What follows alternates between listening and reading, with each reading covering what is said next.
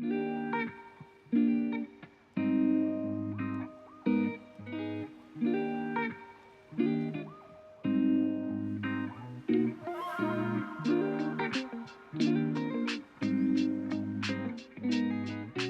back, everyone, to another deep dive. Mhm. We're jumping back into our series on neurodivergence. Absolutely. This is actually our 5th episode, and as you all know, this series is brought to you by Fundamental Foundations Counseling Center, That's right. right here in Little Elm, Texas.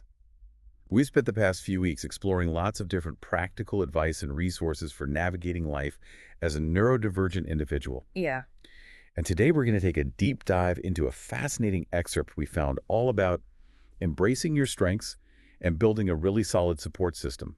I think what's so interesting about this particular piece is that it encourages us to kind of shift our perspective a little bit away from just focusing on the challenges of neurodivergence and really start recognizing and celebrating the unique strengths that come along with it. Yeah, it's almost like flipping the script, right? Exactly. Instead of always looking at it like what's wrong, what are the deficits? Exactly. What are the things that are hard about neurodivergence? Right. It's like, no, let's actually shine a light on the amazing abilities that often get overlooked. Absolutely. And for instance, like this excerpt actually points out that a lot of neurodivergent individuals have incredible problem-solving skills. Yeah. And they might approach a challenge from a completely different angle than someone who thinks more neurotypically. Oh, absolutely. And that leads to some really innovative solutions. Yeah, I've definitely seen that in action.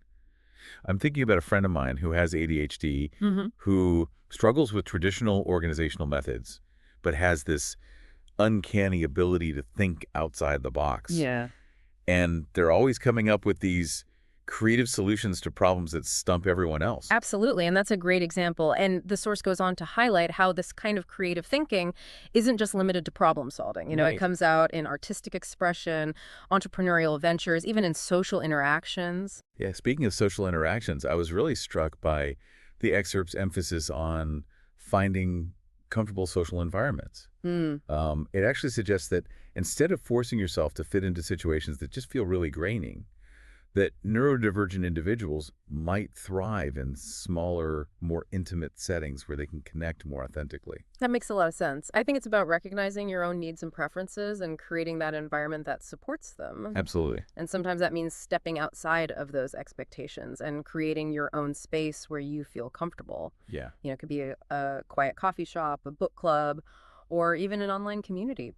I love that. And that actually makes me think about something else I was reading in the source about adjusting your home or workspace to minimize distractions Oh, yeah. or sensory overload. Just simple things like noise-canceling headphones or dimming the lights or just creating a designated quiet space can make a world of difference. Absolutely. And those adjustments don't have to be expensive or complicated at all. You know, if you think about it, someone who's sensitive to visual clutter might benefit from just decluttering their desk or using a minimalist color palette in their home office. Absolutely. Just those simple things. Right. It's all about finding what works for you and making that space feel really safe and supportive. Yeah. And that brings us to another key point from the source, the importance of self-compassion, Yes. especially for neurodivergent individuals Yeah. who have often faced a lot of criticism or pressure to conform. This is so crucial. And it's something that so many people struggle with, neurodivergence or not. Yeah. We internalize all those societal expectations, and we end up judging ourselves so harshly for not fitting into those neat little boxes. It's like we're constantly comparing ourselves to some ideal Oh, yeah. and always coming up short. Absolutely. And that can be so damaging to our self-esteem. Yes. Especially for neurodivergent individuals who might already feel different or misunderstood. Absolutely. And I think that's where that self-compassion piece comes in. It's about recognizing that you are worthy of kindness and understanding even when you make mistakes or struggle with certain things. Yes. Instead of beating yourself up for not being able to focus in a noisy environment, for example. Exactly. Acknowledge the effort that you're putting in Yeah.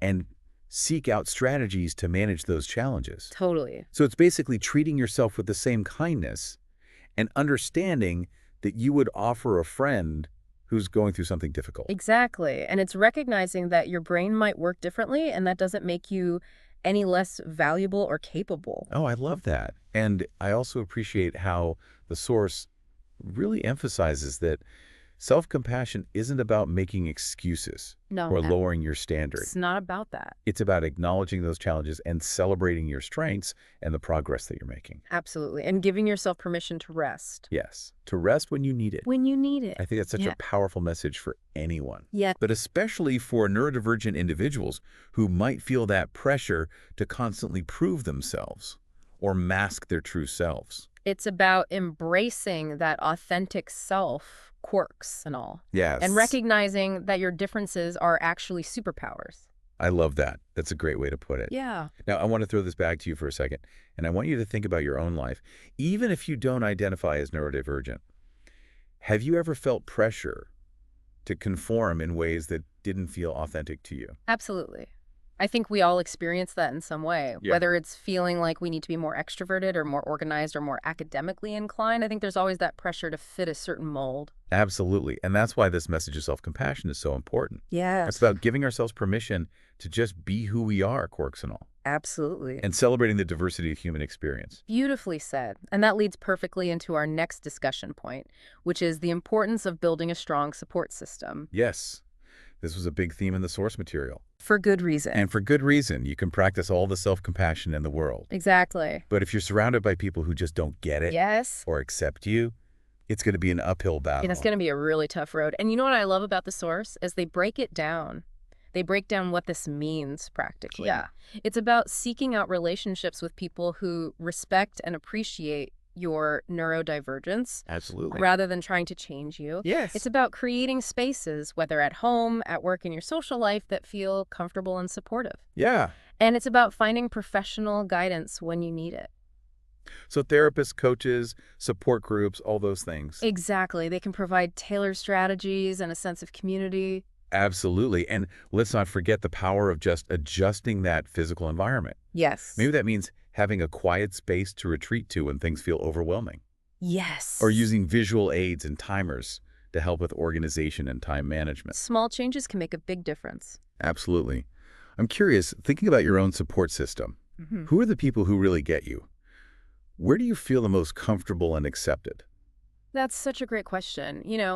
I think for me, it's about being around people who are open-minded, people who are curious rather than judgmental, Yeah, and who value authenticity over conformity. I love that. Those are the relationships where I can truly be myself. That's beautiful. And it really speaks to the power of choosing your tribe wisely. Absolutely. Because when you have those people in your corner who understand and support you, Yes. it makes facing those challenges so much easier. So much easier. And I think that sense of support can be incredibly empowering, especially when it comes to advocating for your own needs. Yes. Which brings us to another key theme from the source, self-advocacy. Self-advocacy. This is all about learning to communicate your needs effectively, Yes. whether it's in relationships, workplaces, or educational settings. And it ties right back to what we were talking about earlier, the importance of understanding yourself and your neurodivergence. Right. The more you know about what helps you thrive, the more confidently you can advocate for those needs. So it's not just about knowing what you need, it's also about knowing how to express it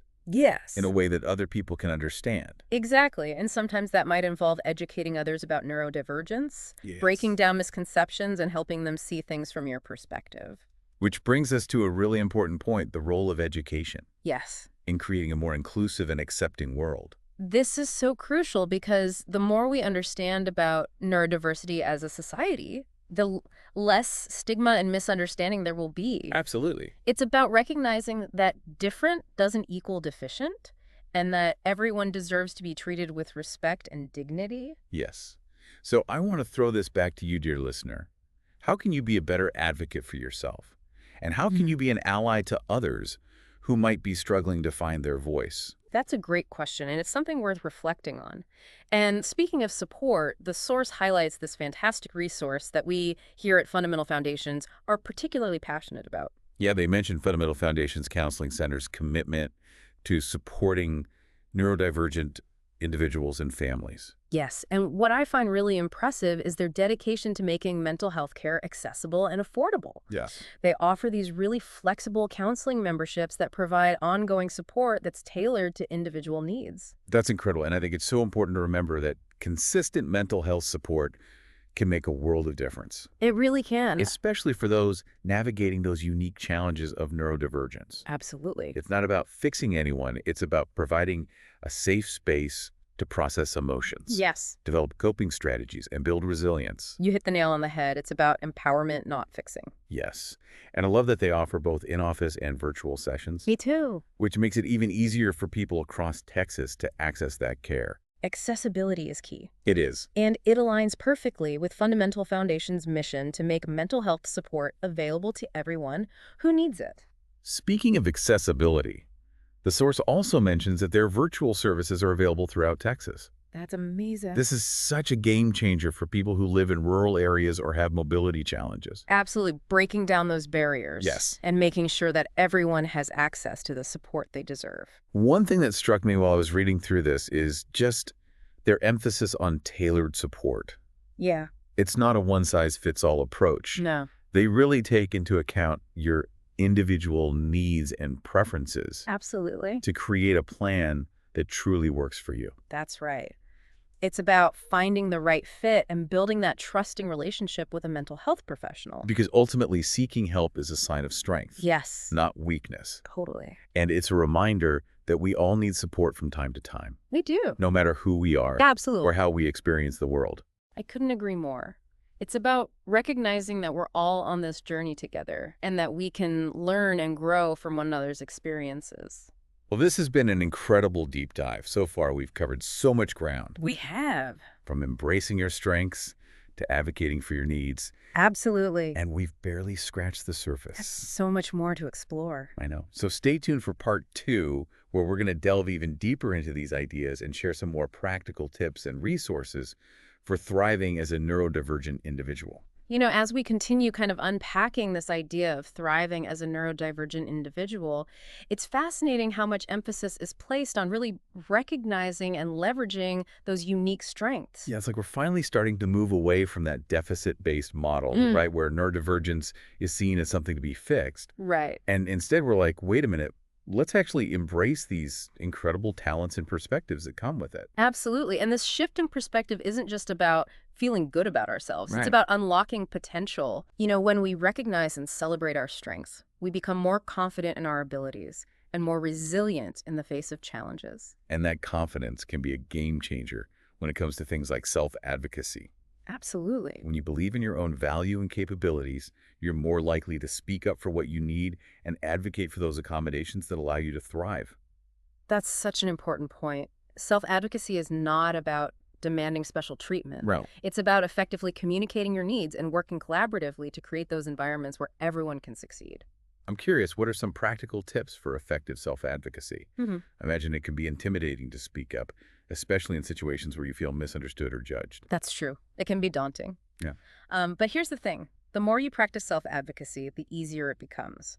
One helpful tip is to be clear and specific about your needs. Okay. So instead of saying, I need help with this project, try saying, I'm finding it difficult to concentrate in this noisy environment. Right. Could I work in a quieter space or use noise-canceling headphones? That's a great example. It's about framing your needs in a way that focuses on solutions rather than complaints. Exactly. And another tip is to be prepared to educate others about neurodivergence. Yeah. You know, a lot of people simply aren't aware of the different ways our brains can work. Right. And they might need some gentle guidance to understand your perspective. So it's about meeting people where they are and helping them to see the world through a different lens. Precisely. And remember, self-advocacy isn't just about speaking up for yourself. Right. It's also about supporting others who might be struggling to find their voice. Absolutely. Whether it's a coworker, a friend, or a family member, Yeah. we can all play a role in creating that more inclusive and understanding environment. That's such an important reminder. We're all in this together, and we can all benefit from supporting one another.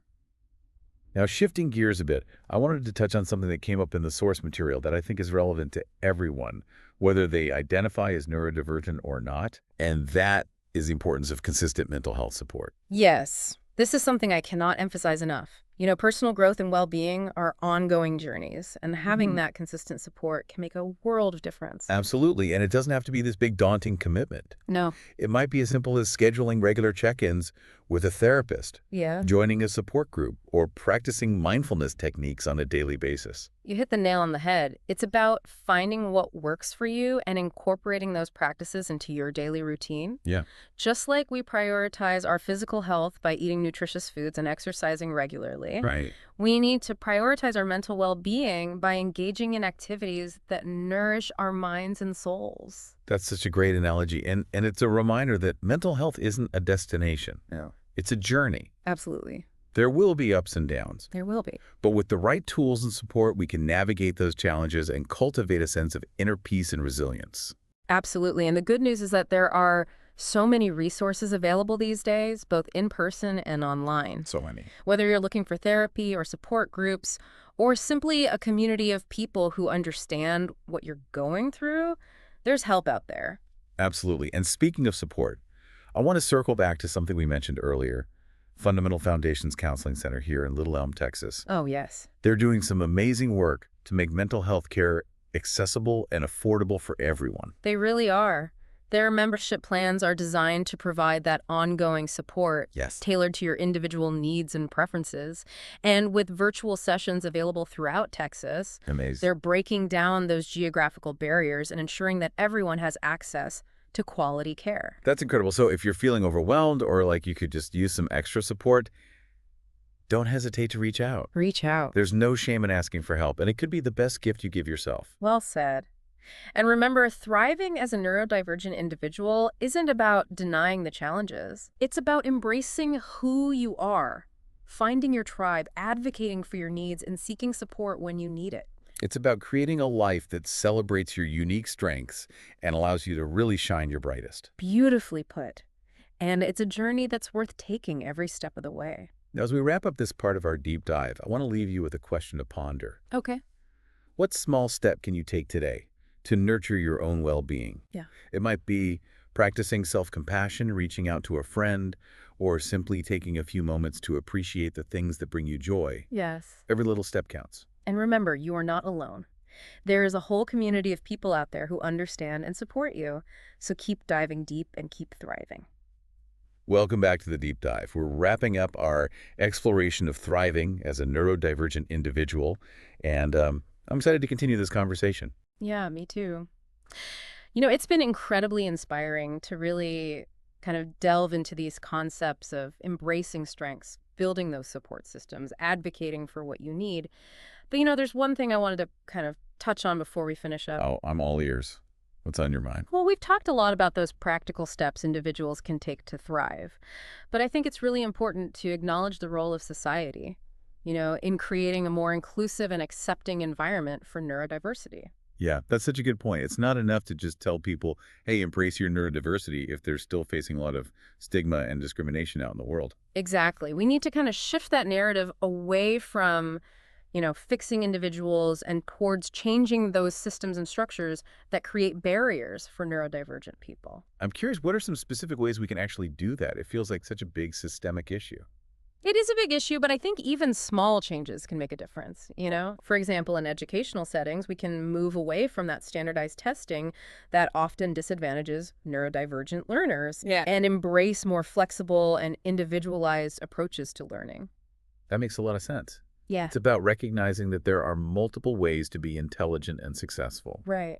And in workplaces, we can create environments that are more sensory friendly and accommodating to those different communication styles and work preferences. So instead of expecting everyone to conform to that rigid corporate culture, we're embracing flexibility and allowing individuals to work in ways that best suit their needs. Exactly. And it's not just about making accommodations, Right. it's about valuing those unique perspectives and contributions that neurodivergent individuals bring to the table. Yeah, it's about recognizing that diversity in all its forms really does make us stronger and more innovative as a society. Absolutely. And I think this shift in perspective requires a lot of education and awareness building.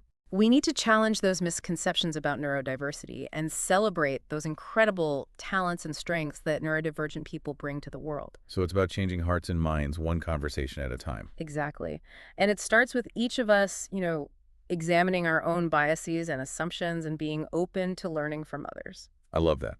It's a reminder that we all have a role to play in creating that more inclusive and accepting world. Now, before we sign off, I want to leave our listeners with a final kind of thought-provoking question. Ooh, I love a good question. Lay it on us. Okay, so how can you use your own voice and influence to advocate for neurodiversity in your own communities and spheres of influence? It might be something small like educating a friend or a family member about neurodiversity. Yeah. Or it could be something bigger like advocating for policy changes in your workplace or at your kid's school. That's such a powerful question. It's about taking all these concepts and putting them into action in our own unique ways. Exactly. Remember, every voice matters, and together we can create a world where neurodiversity is celebrated and everyone has the opportunity to thrive. Well said. And if you're looking for support on your journey, remember that Fundamental Foundations Counseling Center is here for you. With their flexible membership plans and virtual services available throughout Texas, they're making mental health care accessible and affordable for everyone. Absolutely. So don't hesitate to reach out. There's no shame in asking for help, and it can make all the difference in your life. Well, this brings us to the end of our deep dive into thriving as a neurodivergent individual. It's been an absolute pleasure exploring these ideas with you. The pleasure was all mine. And a huge thank you to our listeners for joining us. We hope you found this episode insightful and empowering. We did too. Yeah. Remember, you are not alone, and you have the power to create a life that truly reflects who you are. Until next time, keep diving deep and keep thriving. Take control of your mental health with our membership program. Enjoy priority scheduling, session rollovers, and in-office and virtual appointments when you need them. Fundamental Foundations Counseling Center offers affordable plans tailored to your needs because your wellness matters. Visit fundamentalfoundcounseling.com to join today.